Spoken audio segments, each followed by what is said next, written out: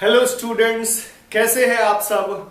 उम्मीद करता हूं आप सब अच्छे से होंगे और आप अपने पढ़ाई लिखाई में लगे होंगे।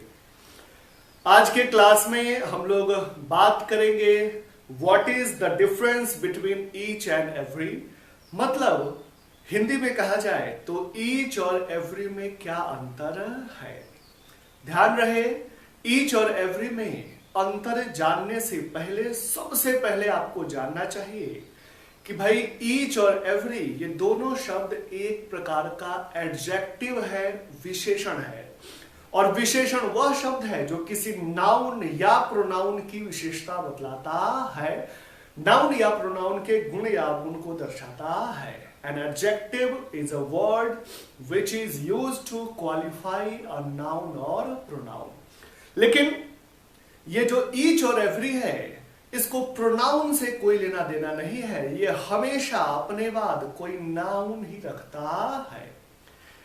इसके पहले कि मैं बोर्ड पर कुछ लिखूं, एक बात और स्पष्ट कर दूं। हिंदी में ईच और एवरी का अर्थ प्रत्येक और हर एक होता है। आप अगर ठीक से सुने हैं तो प्रत्येक और हर एक में एक है।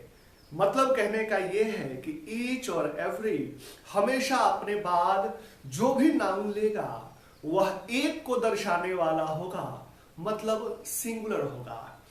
तो ये बातें आपको अब हेल्प पहुंचाएंगी डिस्कशन में, बातचीत करने में। अब जरा हम लोग बात करें, जरा इन शब्दों को हिंदी में देखें। तो अब चलिए हम लोग बातचीत करते हैं। तो आज की क्लास में बिना समय बर्बाद किए हुए सीधे टॉपिक की शुरुआत करते हैं। आज बातचीत होगी ईच वर्सेस एवरी की। इसका मतलब यह है what is the difference between each and every. इन दोनों के बीच क्या अंतर है, इसी पर हम लोग आज बातचीत करने वाले हैं। सबसे पहले मैं आपको स्पष्ट कर दूं, ईच और एवरी इन दोनों का एक ही अर्थ है, एक ही अर्थ होता है, प्रत्येक या हर एक। तो हिंदी अर्थ में अगर आप ठीक से देखें तो ईच और एवरी के बीच कोई फर्क नहीं है, दोनों का एक ही शाब्दिक अर्थ होता है, लिटरल मीनिंग होता है। दोनों का एक ही अर्थ है, प्रत्येक और हर एक।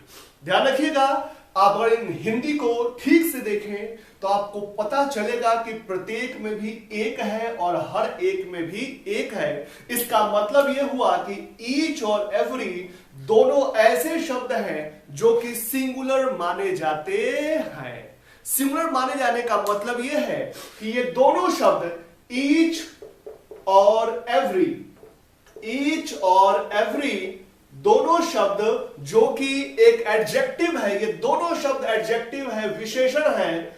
और इन दोनों को सिंगुलर मानने का मतलब यह है कि इनके साथ जो नाउन लगता है वह सिंगुलर ही होना चाहिए। अगर नाउन सिंगुलर नहीं होगा तो निश्चित तौर पर आपने गलत वाक्य बनाया है। तो ईच और एवरी के साथ हमेशा सिंगुलर नाउन का प्रयोग किया जाता है।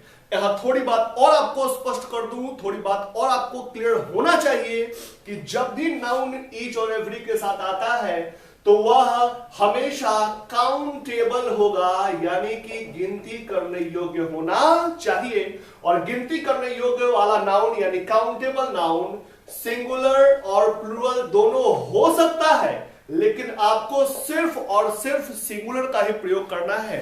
कभी भी इसके साथ आप प्लूरल का प्रयोग नहीं करेंगे। तो आपने सबसे पहले यह जाना कि भाई ईच और एवरी, जिसका हिंदी अर्थ प्रत्येक और हर एक है, ये दोनों शब्द अपने साथ जो नाउन लेता है वो काउंटेबल लेगा और साथ ही साथ वो सिंगुलर होना चाहिए। अब जरा हम लोग बातचीत करते हैं हिंदी के वाक्यों की।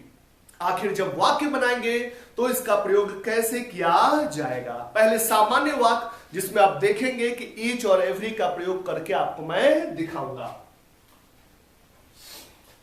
ध्यान दीजिएगा, अगर वाक्य ऐसा हो कि प्रत्येक छात्र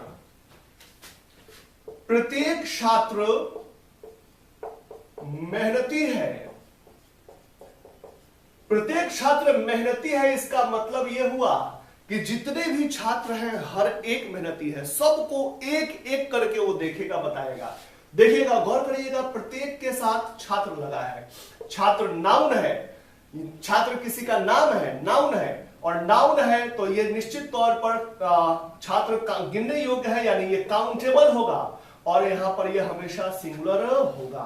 प्रत्येक छात्र मेहनती है, तो ईच स्टूडेंट इज लेबोरियस।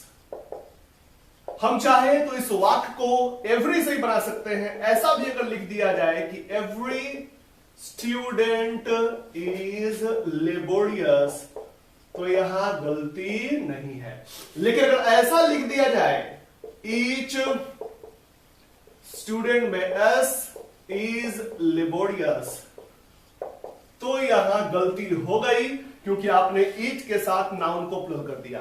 अगर ऐसा भी लिख दिया जाए ईच स्टूडेंट आर लेबोरियस, तो भी गलती है, क्योंकि ईच स्टूडेंट, प्रत्येक छात्र, हर एक छात्र की बात अलग अलग कर रहा है। इसका मतलब यह जब सिंगुलर है तो इसके साथ जो वर्ब आएगा वह भी सिंगुलर आएगा, यानी यहां पर ईच, आर के बदले में ईच का प्रयोग होना चाहिए। तो मुझे पूरा विश्वास है कि आप यह समझ गए होंगे कि ईच और एवरी में जिस दोनों शब्द का अर्थ प्रत्येक और हर एक है, दोनों में आप सिमिलरिटी ये समझ गए होंगे कि दोनों का प्रयोग करके आप हमेशा इसके बाद सिंगुलर काउंटेबल नाउन का प्रयोग करते हैं। Singular countable noun. अब हम लोग आगे बात करते हैं। अगली बात में, आगे की बात में अब आप देखेंगे कि ईच और एवरी क्या हमेशा एक ही है? क्या दोनों का हिंदी अर्थ भले ही प्रत्येक और हर एक है, तो क्या दोनों एक ही है, या फिर दोनों में कुछ अंतर, कुछ डिफरेंस है या नहीं है? तो अब हम लोग सीखेंगे what is the difference between these two words, यानी each and every. There must be some difference between these two words. If there is no difference, then there must be only one word in grammar, but here we are learning each and every both. It means these both words are different to each other definitely. तो हम लोग बात करते हैं अगले पड़ाव की तरफ, दोनों में डिफरेंस, अंतर क्या है। सबसे पहले मैं आपको स्पष्ट कर दूं, ईच और एवरी में जो अंतर है उसमें पहला अंतर यह कहता है, पहला डिफरेंस यह कहता है कि भाई ईच का प्रयोग हमेशा दो और दो से अधिक लोगों के लिए होता है, दो या दो से अधिक के लिए होता है। वहीं अगर एवरी की बात की जाए, इसका प्रयोग तीन और तीन से अधिक के लिए होता है। वाक्य से स्पष्ट होना चाहिए। सीधे अगर हम बोल दे कि भाई प्रत्येक छात्र खेल रहा है, तो यहां पता नहीं चल पा रहा है कितने छात्रों की बात हो रही है, 2 छात्रों की बात है, 3 छात्रों की बात है, 50 छात्रों की बात है, स्पष्ट नहीं हो रहा है।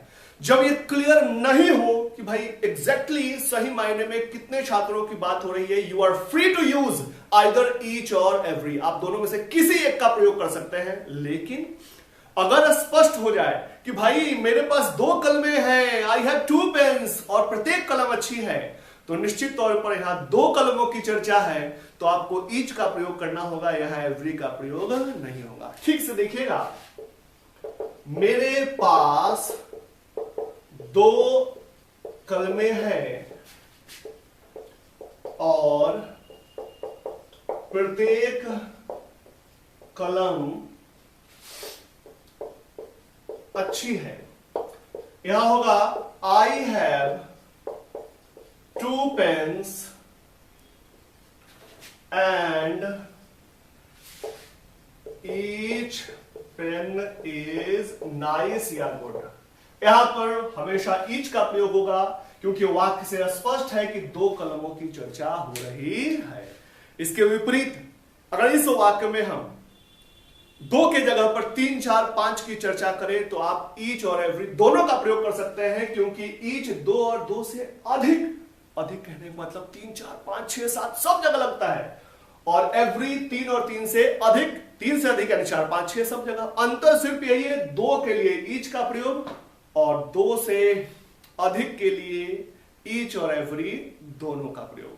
तो अगले एग्जाम्पल पर चलते हैं। देखिए,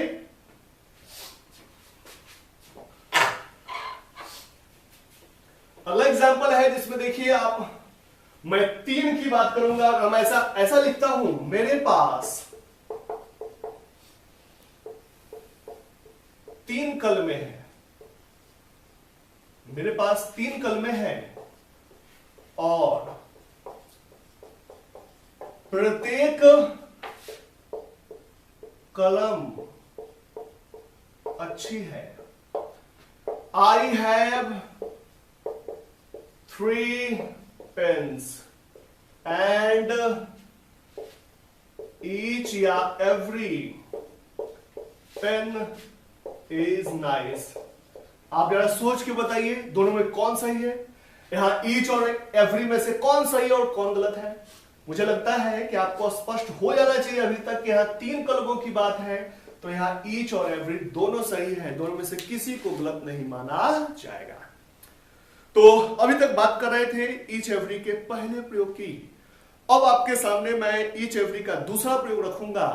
आप कोई भी वीडियो सर्च करके देख ले, आपको जो मैं दूसरा और तीसरा प्रयोग बताऊंगा वो YouTube पर कहीं आपको मिलने वाला नहीं है। चलिए तो ध्यान से देखिएगा, आपके सामने मैं रख रहा हूं।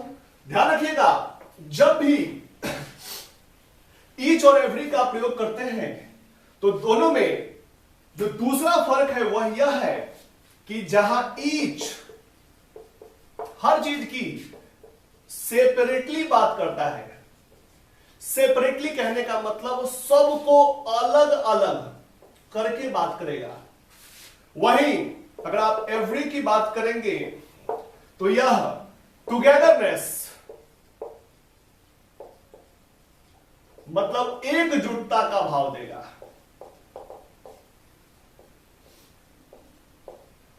मतलब कहने का यह है कि अगर हम बोलते हैं कि भाई इस क्लास में 50 छात्र हैं और प्रत्येक छात्र लिख रहा है, तो इसका मतलब हर छात्र की एक एक करके बात हुई।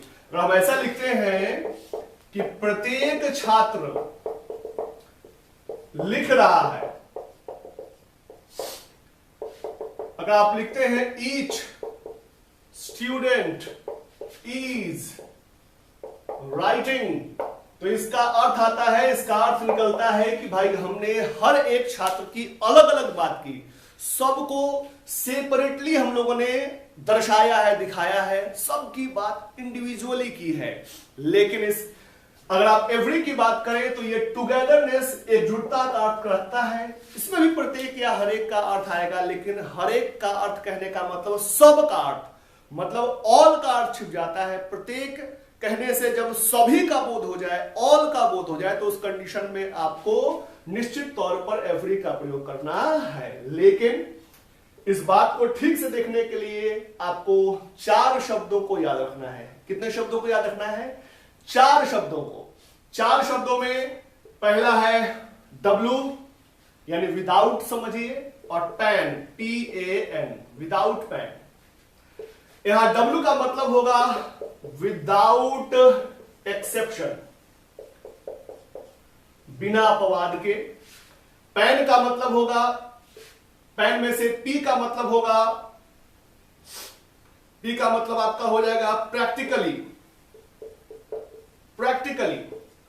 A का मतलब हो जाएगा ऑलमोस्ट, और N का मतलब हो जाएगा आपका, N का मतलब हो जाएगा नियरली।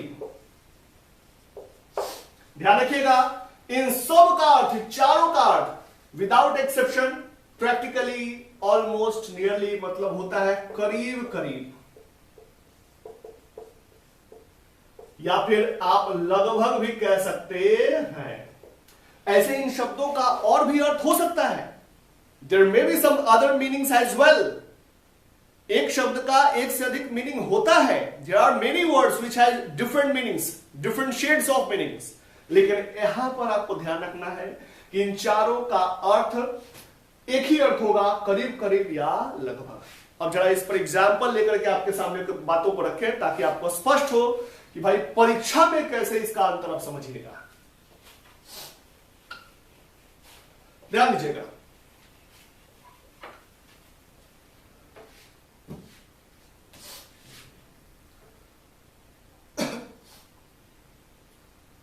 अगर ऐसा लिख दें कि लगभग प्रत्येक छात्र टहल रहा था,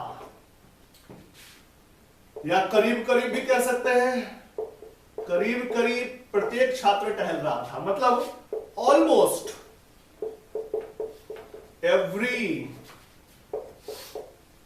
स्टूडेंट वॉज वॉकिंग।